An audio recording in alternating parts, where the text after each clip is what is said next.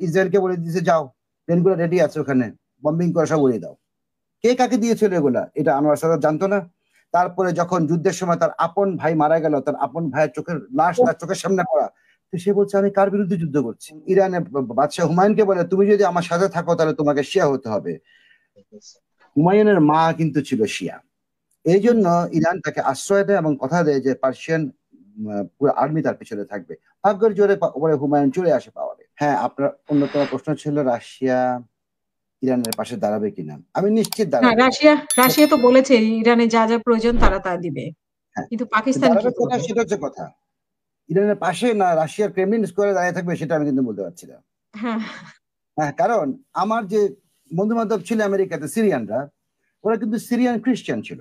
হুম। হুম। এবং তারা কিন্তু ভেরি মাচ প্যাট্রিয়ট ছিল, যেসব তাদের সিরিয়ার প্রতি প্রেম অত্যন্ত গভীর ছিল, রিগার্ডলেস অফ দ্য রিলিজিয়ন। তা আমাকে বলতো দেখো মিঠু, তোমাকে একটা কথা বলি।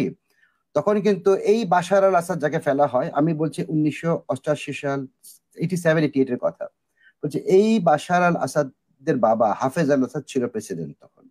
বলেছে কেউ কোন আক্রমণ করতে আসলে আমরা ব্ল্যাক ফ্লিট, মানে ওই যে ইউক্রেনের ওই ব্ল্যাক ফ্লিট, ব্ল্যাক ব্ল্যাক ওটা কি বলে, ব্ল্যাক সি ফ্লিট না, হ্যাঁ ব্ল্যাক সি ফ্লিট, ওখান থেকে শুরু করে একেবারে সিরিয়া পর্যন্ত একটার পর একটা জাহাজ খাড়া করে দিব।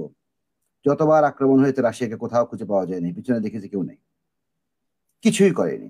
তার উপরে আপনি রাশিয়ার এখনকার নতুন প্রজন্মের জানা উচিত যে রাশিয়া এই 1973 সালে, সেদিন একটা অনুষ্ঠানে, আপনার অনুষ্ঠানে কোন অনুষ্ঠানে একটা কথা বলতে গিয়ে শেষ করতে পারিনি, আমি সেটা আজকে খুব শর্টকাটে শেষ করব।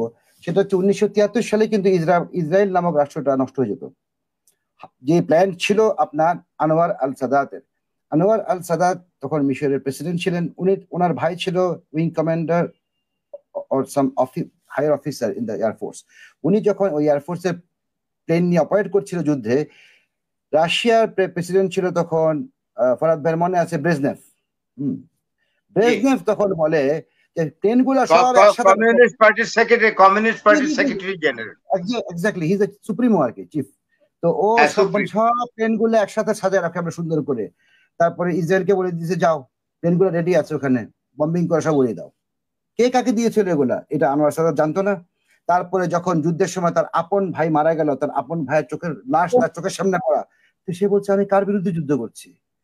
আমি কাদের বিরুদ্ধে যুদ্ধ করছি? পুরো আরব বিশ্ব আমার সাথে নেই, আমি একা। এখন এখন যেরকম ইরান একা, সেরকম। ঠিক আছে।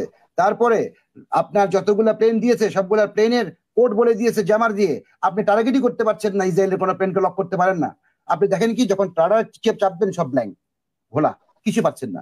এরকম করে একটা একটা করে মিশর তার প্লেন হারালো, পাইলট হারালো, আনোয়ার আল সাদাত তার ভাইকে হারালো। এর পরে না যে সে ঠিক করলো আমার আমার চেনা শত্রু ভালো অচেনা বন্ধুর থেকে, আমি হুম। বরং ইসরায়েলের সাথে হাত মিলাই। তখন যে 1977 সালে ক্যাম্প ডেভিড চুক্তি হয়, সাদাত, আনোয়ার সাদাত এবং আপনার ওই জিমি কার্টার ছিল এবং মেনহাম বেগিন ছিল, তখন একটা চুক্তি হয়। এইটা জিনিস নিয়ে কিন্তু অনেক দূর পর্যন্ত গড়ায়। এরপরে হয়তো কি, আপনাকে আমি এটা বলে রাখছি, আমাদের নতুন প্রজন্মের জন্য এটা জানা একটু দরকার যে ঘটনা কোন দিকে এগিয়ে নিয়ে যায়।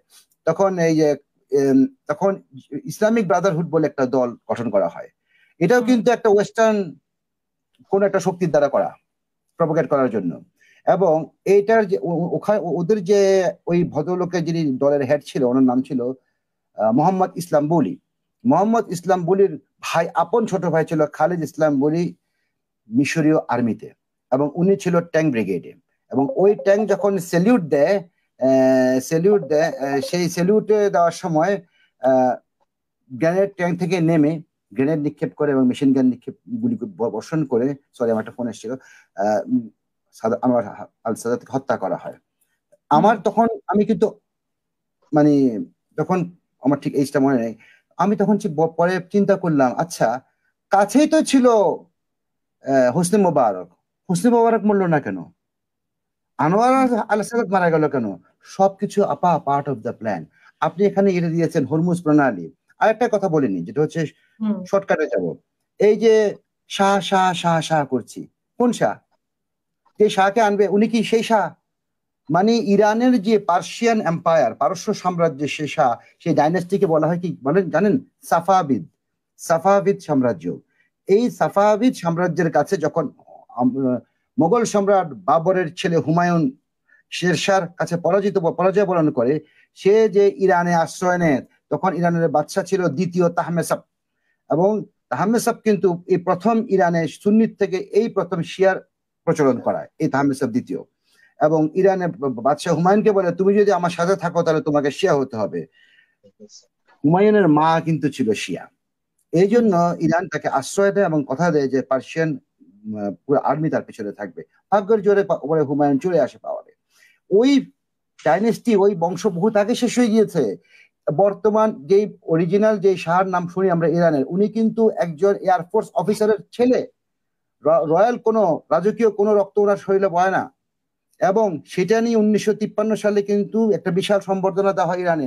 সমস্ত অনেক বড় বড় রাজা বাদশারা ওখানে ছিল, প্রেসিডেন্ট, ভাইস প্রেসিডেন্ট অনেকেই ছিল, প্রাইম মিনিস্টার ছিল, পৃথিবীর সমস্ত গণমান্য ব্যক্তিত্ব। তারা কি একটা তামাশা দেখলো? ওরা জানে না যে এটা রাজবংশের কেউ না। মানে সবকিছু কিন্তু একটা খেলা আপা, মনে হচ্ছে আমার কাছে। এই হরমুজ প্রণালী বন্ধের হুঁশিয়ারি ইরানের কি ওই পাওয়ার আছে হরমুজ প্রণালী ধরে রাখার জন্য? কি মাইট আছে আমাকে বলেন? যদি সে সর্বশক্তিতে চেষ্টাও করে, তার পাশে কেউ তো নেই। কোথায় আমার আরব বিশ্বের ভাইরা? তারা কোথা থেকে আসবে? তারা কোথায় কার পাশে দাঁড়াবে? আরেকটা জিনিস বলে রাখি, রিজিম চেঞ্জ বলা হচ্ছে না, এই যে আমেরিকা এখন শুরু করেছে বা অন্যরা রিজিম চেঞ্জ, এই রিজিম যদি চেঞ্জ হয় কালকে গ্যারান্টি এই ওমান মানে গালফ অফ আরব গালফ বেল্টের যেটা মানে ধরেন ওমান, আরব আমিরাত, কুয়েত, এইসব সৌদি আরবিয়া, এখানে যে রিজিম চেঞ্জ হবে না এটার কি গ্যারান্টি? অলরেডি কিন্তু ওখানে নতুন জেনারেশনের ভিতরে একটা ডেমোক্রেসির প্রতি একটা শ্রদ্ধাবোধ আসতে শুরু করেছে এবং তারা চায় এই রাজতন্ত্র নিপাত যাক। এই রাজতন্ত্র কিন্তু আসলে ইসলামে নাই।